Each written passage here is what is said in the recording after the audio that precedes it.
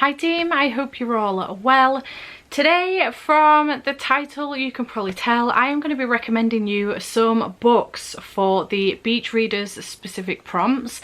There are 5 prompts and I am one of the co-captains for beach readers, along with Ashley from A Frolic Through Fiction, India from What India Read, and also Cass from Covers with Cassidy. And I'm very excited to be part of this team. I'm loving our title and everything, our team name, and I'm really excited, and I'm so excited about the prompts as well.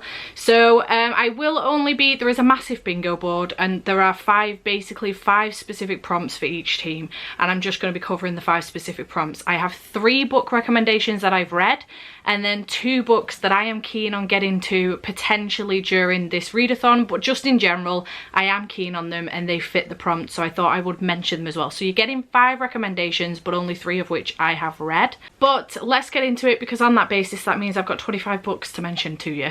I will do my best to kind of run through these as quickly as I possibly can. I have done my best to not cover the same author twice, but I think in 2 instances I have. 3 instances, maybe 2, 3, I can't remember. 3 instances I have covered the same author twice. My apologies, I just really enjoy their books, clearly. So we're going to start off with dark romance. So this is romance books that have some dark elements in them some way or another, and I am going to start off with It Ends With Us by Colleen Hoover. This is a dark romance, but it's not as dark as some of these other romances. It's dark in a sense that this book basically follows our main character Lily and also Atlas, and we follow Lily basically when she is younger, and she's watching a violent relationship between her parents, and she meets Atlas, who is squatting in the house next door, and they build a friendship. There is an age gap, however the romance doesn't start at that point, despite the fact that they do have feelings for each other. Nothing happens between the 2 of them. So it is an age gap romance, but there is also domestic abuse in this as well, physical violence, etc., sexual abuse as well. So just be wary of that going in. It's dark in that sense. But we then follow Lily many years on, and she has met this guy called Ryle, and she is with him now, and the relationship is not what it seems. So it's very good book, very hard hitting. Do be wary going into it for any trigger warnings based off of what I've said. But I love this book. I gave it 5 stars. I thought it was fantastic, and I thought that it dealt with the triggers in here very well. So I would recommend this one. Then I have Punk 57 by Penelope Douglas to recommend to you. To be fair, this one and the previous one probably weren't surprises at all. But this one follows both Misha and Ryan, and back in 5th grade, Misha's teacher sets him up with a pen pal, and his pen pal is Ryan, and they start sending him letters back and forth until they get to a point where they both kind of fall in love with each other, and then one day they end up meeting at a party. Now Ryan doesn't know he is the pen pal, but Misha does know that she is the pen pal, and the relationship kind of builds. There is forms of bullying going on in here, manipulation, obviously on the basis that Misha knows who Ryan is, but she doesn't know. It doesn't take her too long to figure it out, but it is in there. But I absolutely love this. I thought it was really good, very well written, and this is one of the other books I'm going to recommend to you. And then the 3rd book that I have as a recommendation for you that I've actually read is A Lesson in Thorns by Saraya Simone. I really enjoyed this one. This was particularly dark. It is queer.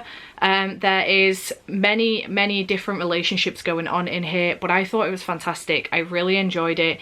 So basically this starts off following 6 kids who stumble upon this place, and they kind of do this little kind of ritual, if you like, with a wedding, and it ends with a hard kiss.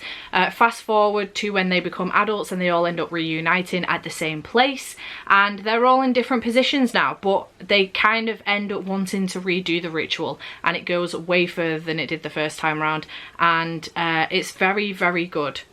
Particularly dark, but the relationships that are going on in here are very interesting, and I really do want to continue on with this series.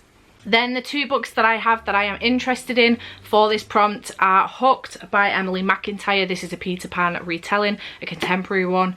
I'm really interested in this one, and I am planning on reading this in June, as it is my Patreon buddy read for the month of June. And the other one is Flock by Kate Stewart. I've heard really good things about this one. Don't know a great deal about it. It's the first in the Ravenhood series, but I'm very keen. So the next prompt I have for you is Water on the Cover, and for this one I have Beach Read by Emily Henry. This specific cover does not have water on it, but the UK edition does. I just prefer the US edition, but the UK edition does have water on the cover, so I am going to still recommend this to you. This is following two authors, Augustus and also January. Augustus writes literary fiction, January writes romance. However, they both end up going on vacation, not together, for different reasons. They just end up living next door to each other. They end up meeting. Their meeting doesn't go down very well. They end up as enemies to start off with, and they then end up coming towards a deal in which she writes his book for him and he writes her book for her, and they both kind of show each other their processes, and it's very good. Does get a little bit dark. There is a kind of like a cult ended up in this at some point, but I really enjoyed this one. I want to reread this in the month of June if I can, so I am hoping to reread it potentially for that prompt, despite the fact that mine doesn't have water on the cover, but the UK one does, so I'm gonna say it counts. Then I have The House in the Cerulean Sea by TJ Klune. This has got water on the cover. This book is just fantastic. I absolutely love it. It's so beautiful. It is queer, and it's basically following Linnaeus, who works for the department in charge of magical youth. However, he is quite miserable with his life. He doesn't realise he's miserable with his life, but he is. He's very mundane, very, 9 to 5. He's got a system. He just works through that system. However, he is pulled from by work to go to the House in the Cerulean Sea, in which he meets Arthur, who runs the house and also looks after the children living there. The Department of Magical Children, Magical Youth, Department in charge of magical youth, are concerned that these children will bring the end of days. It's just the most wholesome book I have ever read. I absolutely love it, and I would recommend. It has got water on the cover. This is the beautiful sprayed edition from Illumicrate. The House in the Cerulean Sea is one of the books I'm recommending to you for water on the cover. And then the other one is a repeat author, but it is You and Me on Vacation by Emily Henry. This does have water on the cover. I really love this book. I just love Emily Henry's writing style, to be perfectly honest. I'm so excited for Book Lovers, which is her latest book that comes out very soon, this week I think. But this basically follows two people, Poppy and Alex, who met 12 years ago. They met at college. They didn't get off to the best start. However, over the years, they end up becoming best friends. They have an agreement that they'll go on holiday every single year. And we go through the process of going on these holidays, but we go through the process of Poppy falling in love with Alex.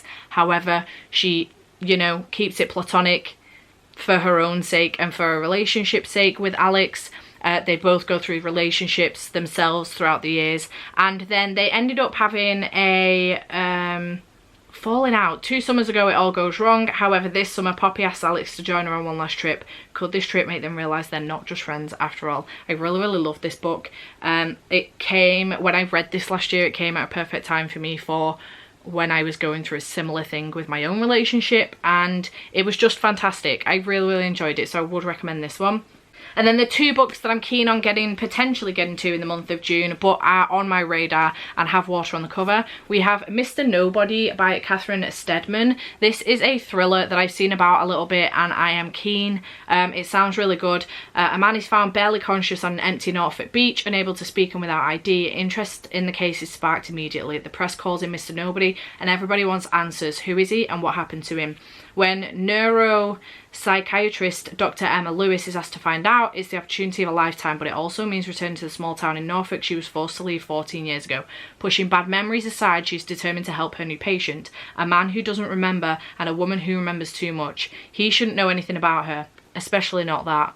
It sounds incredibly interesting, and I am very excited about this one, especially now I've just reread that blurb. So there is that one, and then the other one that I have is a romance, and it is Shipped by Angie Hockman. I've heard really good things, and I know that this was on the Goodreads shortlist, I think, last year for romances. So I've heard great things. I think it's going to be perfect for summer. So I am keen on reading this one in June or July. So following marketing manager Henley Evans barely has time for herself, let alone family, friends or dating, but when she's shortlisted for a dream promotion, the sacrifices finally seem worth it. If only Graham Crawford Collins, the remote social media manager, bane of her existence, wasn't also up for the promotion.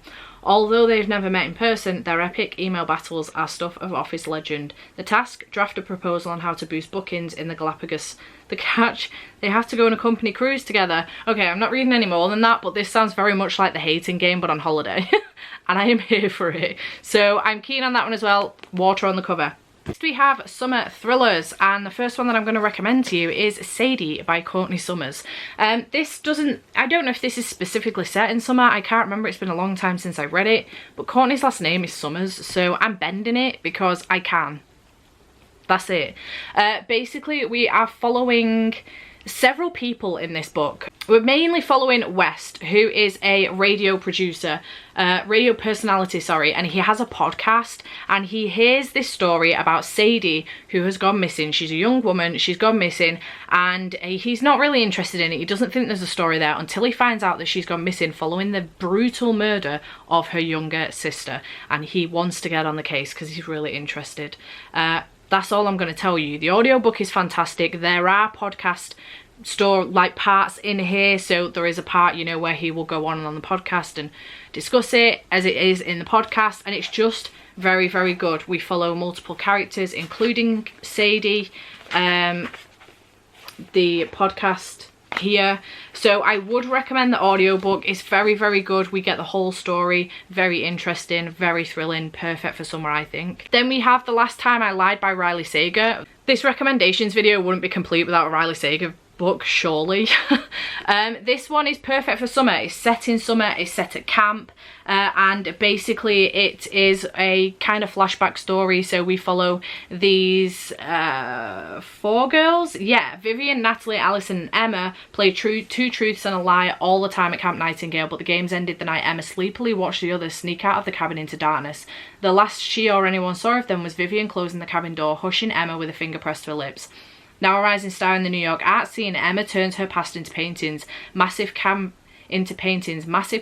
filled with dark, gnarled branches that cover ghostly shapes in white dresses. When the paintings catch the attention of a wealthy owner of Camp Nightingale, Francesca implores Emma to return to the newly reopened camp as an art instructor.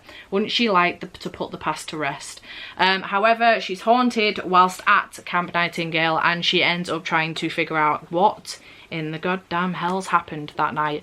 And it's very, very good, very thrilling. I really enjoyed this one, so I would recommend. Then we do have Verity by Colleen Hoover, another author that has been repeated now, but I couldn't not put this one on here. This is just the perfect summer thriller with some romance, and I just love this book. I got to probably 70% of this book, probably further than that, maybe 80% of this book, wondering what the hell I was doing with my life reading it, and I almost DNF'd it. However, it was so worth it in the end. Trigger warnings for child abuse and also heavy manipulation in here, so just be wary of that. But I really enjoyed this one. Sorry, I've got pins and needles in my leg. I really enjoyed this one. It was very, very good. We're following Lowen Ashley, who is a struggling writer on the brink of financial ruin when she accepts the job of a lifetime. Jeremy Crawford, husband of best-selling author Verity Crawford, has hired Lowen to complete the remaining books in a successful series. His injured wife is unable to finish. However, all is not as it seems at Verity and Jeremy's home. A romantic relationship begins between Lowen and Jeremy, but she's not convinced that things are as they seem with Verity, and things are very bizarre. So I would recommend this one. She ends up with some transcripts that describe very, very, very detailed, strange things that should not have happened, and Lowen is very, very concerned, but all is not as it seems, and I would recommend. Be careful, many trigger warnings. And then the 2 thrillers, summer thrillers, that I am keen and interested in are Reckless Girls by Rachel Hawkins. Look how much summer this cover is. Was that even a sentence? I don't know. This follows six visitors on an island who I think slowly but surely, one person goes missing, another turns up dead, and the friends are wondering what's going on the island. It's an island well known for cannibalism, shipwrecks, and even rumours of murders. So keen on this one because it sounds fantastic. And then I also have We Were Never Here by Andrea Bartz. I bought this last year and I just haven't had a chance to read it yet. I bought it just before I ended up in isolation, I think, with COVID last year, and I was going to read it and then I just didn't. Emily's on holiday with her best friend Kristen in the stunning mountains of Chile. They're having the time of their lives until on the last night of the trip, Emily enters the hotel suite to find it covered in blood. Kristen claims that a backpacker tried to attack her and she had no choice but to kill him.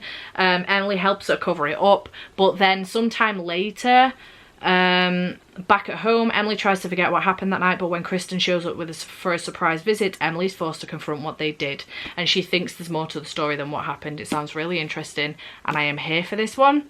Next we have political fantasy, and for this one you're probably expecting me to go down a certain route and I kind of didn't. I was going to go down the Jade City by Fonda Lee route. I was going to go down the Final Empire by Brandy Sandy route, even down the City of Brass route, but I didn't. However, you're welcome for those mini recommendations there. I did, however, go down this route because I couldn't help myself, but Traitor's Blade by Sebastian de Castell. This is a political fantasy. It's fantastic. It is smaller than your usual political fantasies, especially the ones I've just recommended, which are extremely chunky. I love this story. This is following three guys that used to be part of the Greycoats, which were a group of people that worked for the king. However, when the king passed away, the group disbanded, but these three stuck together, Falkio, Kest and Brasti, and now they are kind of working as bodyguards, if you like, for important people. However, they find themselves kind of getting a bit bored of that and in a bit of trouble, and they go off and do their own thing. They were kind of left with separate missions from the king that the other one doesn't know about. They all know they've got missions, but they don't know what they are individually, and it kind of goes elsewhere. The story progresses, they end up on these kind of mini adventures but with a big plot in the background as well, and it's fantastic. Very ruthless, very, very dark. Many trigger warnings for the entire series, but more so in Night Shadow, which is the second book, but it's hilarious. The humour in here is fantastic. The writing style is outstanding. Sebastian de Castell will speak to you via Falkio, which is the main character, constantly as the reader, and it's just great. I absolutely loved it. It was outstanding and I would recommend this one. Then we have The Shadows Between Us by Tricia Levinsell. I bet you didn't see that one coming, did you? I read this one a long time ago now and I wouldn't mind rereading it soon because I had a really good time with it. I know some people hated it, some people loved it, some people wanted it to be a series. It is a standalone, which is fantastic. It's also not very long. This is following our main character, Alessandria. Yeah, Alessandria, who is tired of being overlooked, but she has a plan to gain power. Woo the Shadow King, marry him, and then kill him. However, it's not as simple as that, because a lot more people, as she's trying to infiltrate, you know, his kingdom and get into his heart, many other people are trying to kill him, and she ends up finding herself trying to save him so that she can, you know, keep him alive long enough so that she can actually marry him, become queen, and then kill him. And it doesn't go the way she hoped it would. That's basically it. It's political, it is great, I enjoyed it, it was thoroughly enjoyable, very fast paced, and I thought it was great. I'm recommending it, so there's that. And then the other one that I am recommending is In the Ravenous Dark by A.M. Strickland. I really enjoyed this one. This is very political, extremely queer. So I did want to try and get some queer books on here, with June being Pride Month. So I have, I think, managed a couple, which I'm really happy about. But this one is a political fantasy that is queer. We are basically following several characters, if I remember correctly. We're in a place where magic is rare and closely controlled. Those blessed or cursed with power are put under constant guard, assigned to undead spirits who watch their every move. Ever since her father died, to save her from this fate, Rowan has kept her magic closely guarded secret until an accident exposes her powers for the world to see, and her tenacious freedom comes crashing to an end. She's brought to the royal palace against her will and thrust into a maelstrom of intrigue and deception, Rowan is drawn to two people she cannot fully trust. Lydia, a beguiling and rebellious princess struggling against her own destiny, and Ivrilos, the handsome, powerful spirit she's been bound to, who can control Rowan body and soul. Together they uncover a terrible secret that could destroy everyone in Thernopolis, the living and the dead. To save them, Rowan will have to start a rebellion in both the mortal world and the underworld, and find a way to trust the princess and the undead spirit vying for her heart if she doesn't betray them first. It's very, very good. I had a good time with this book. I really, really enjoyed it. Very, very queer. Would recommend. And then the two political fantasies that I have here that I am keen on, I have The Swordsman's Lament by G.M. White. I actually don't know anything about this one. It's just a recommendation from Cass. I was supposed to be reading this for Realmathon, for Toast to the Goddess, but I just didn't get to it because I've been in a fantasy slump. But on the back it says, a dead prince, a grieving king, a legendary swordsman accused of murder. Loyalty counts for nothing when the king demands blood. Royal champion and confidant to the king, Belasco thought he was beyond intrigues and machinations, but when the grief-stricken king demands vengeance for his murdered son, Belasco discovers he is expandable. His options are clear: find the killer or die for a crime he didn't commit. This breakneck fantasy thriller is perfect for fans of David Gemmell, Sebastian de Castell and Miles Cameron. I love that it says Sebastian de Castell's name on the back of this book. So yeah, I'm fairly certain that this is going to be political anyway. I would assume so. There's a king, there's been a murder, you know, political. And then the other one that I have is The Grey Bastards by Jonathan French. You've probably seen this come up on my TBR a couple times. I've probably mentioned it several times as well in other videos. I am really keen on this one. We're following both orcs and half-breed orcs, like half-blooded. And we're following Jackal, who is proud to be a Grey Bastard, member of a sworn brotherhood of half-orcs. However, they're unloved and unwanted in civilized society. The bastards eke out a hard life in the desolate of no man's land called the Lots, protecting frail and normal human civilization from invading bands of vicious full-blooded orcs. But on the heels of the ultimate betrayal, Jackal will start to question where his true loyalties lie. It sounds fantastic and I am so here for this. So I'm very excited about picking this one up also. And our sixth and final prompt is indie or self-published books. Now I have been collecting the other indie and self-published books that I've already mentioned on this recommendations video, and they are here. We have The Swordsman's Lament by G.M. White, self-published. We have Verity by Colleen Hoover, self-published. We have A Lesson in Thorns by Sierra Simone, self-published. We have Punk 57 by Penelope Douglas. We have Hooked by Annalie McIntyre, and we have Flocked by Kate Stewart. So I have already mentioned all of these. Out of all of them, I have read 3 and I have not read 3. So recommendations there for you that are also self-published. But the recommendations I'm going to give you, I have Him by Serena Bowen and Elle Kennedy. This is a queer sports romance. So we're following Jamie Canning and Ryan Wesley in this one, and basically when they were at camp back when they were 18, things got a little bit weird between them. Jamie has kind of brushed it off as just being, you know, it was drunken thing and it was just a thing that happened at camp. However, Ryan has been in love with his friend ever since and does regret coaxing him into a bet that pushed the boundaries of their relationship.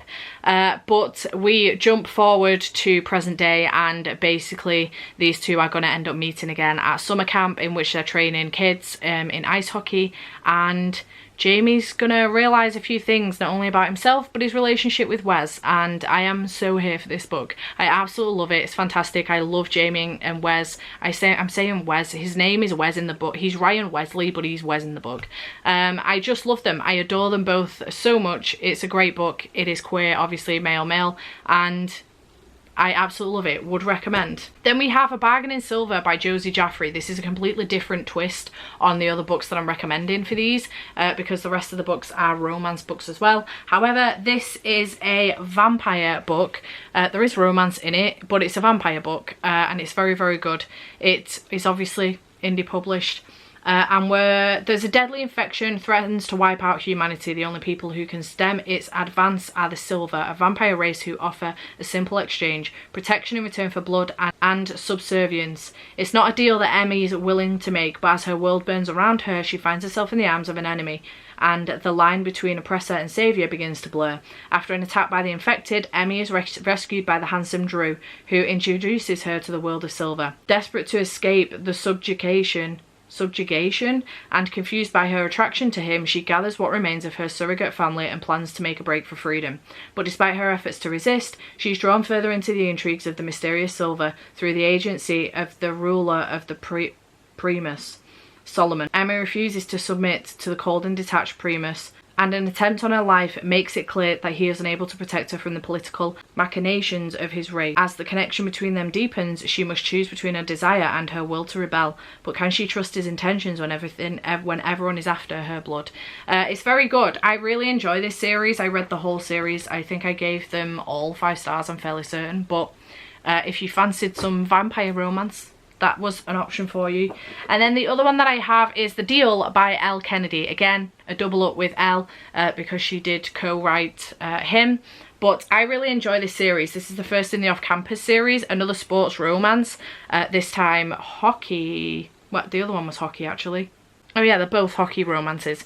We're following Hannah Wells and also Garrett Graham. She has a crush on a guy at college, however she does struggle with, despite the fact she's confident in every other area of her life, she's not so confident in the bedroom for reasons, but she ends up helping Garrett with trying to bring up his GPA so that he can continue to play hockey and hopefully get a scholarship.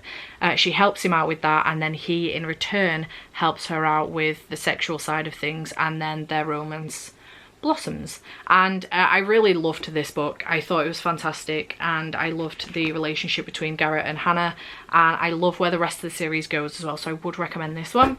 And then the 2 books that I have here that I am keen on reading, haven't already read, but I am keen on reading soon, hopefully in June/July, during the summer, and that are indie published. I have Throttled by Lauren Asher, which is an F1 romance, another sports romance. I am very keen on picking this one up, especially during F1 season as well. It will help keep things going, and hopefully if I get into this series, I can continue the series throughout the non-F1 season, maybe. We're following Noah Slade, who's an F1 legend in the making. Focused, unapproachable, ruthless on and off the track, a man with walls higher than the Grand Canyon. And Maya's brother's new teammate. She wants more of the prince who disguises himself as a villain, but while she craves a happy ending, he wants to destroy his.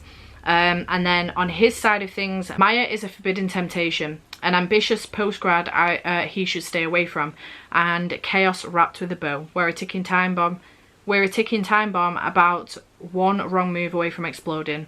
He wants to trip the wire, detonating together in passion and pain, because in the end, all's fair in lust and war. So it sounds really good, right up my street. And then the other one I have is Heartbones by Colleen Hoover. Again, co-host mentioned for the 3rd time now.